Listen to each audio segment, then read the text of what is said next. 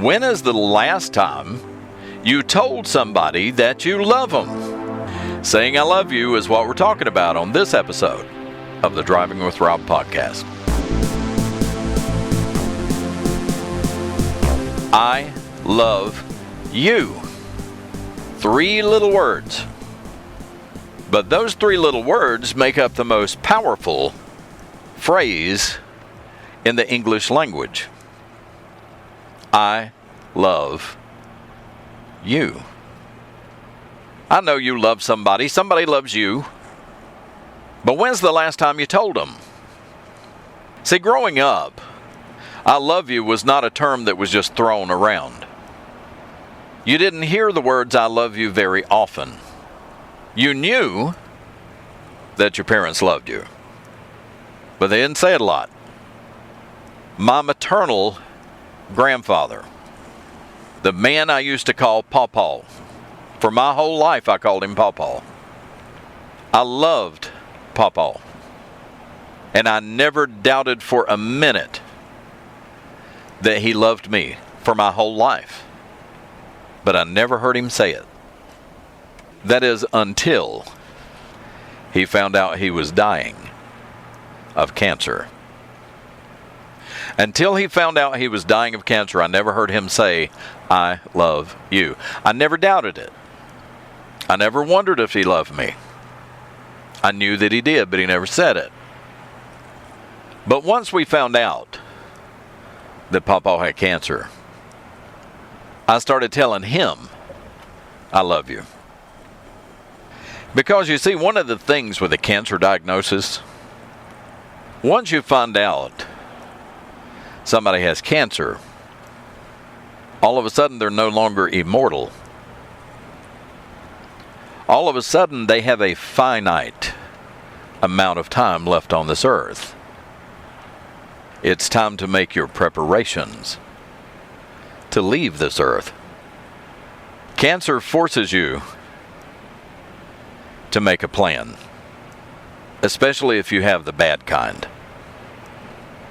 Because cancer is the second leading cause of death in America, only surpassed by heart disease. And Pawpaw had asbestosis and mesothelioma, a form of lung cancer. You really don't hear about people beating lung cancer. It's kind of like pancreatic cancer that Alex Trebek had. I don't think I've ever known anyone who lived as long after a diagnosis of pancreatic cancer as Alex Trebek did. Pancreatic cancer is another bad one. Well, once we found out that Pawpaw had terminal cancer, I started telling him I loved him. And after a while, he started saying it back to me. Because once I found out he had terminal cancer, I really did think to myself, I know that he knows that I love him, but I want him to hear me say it.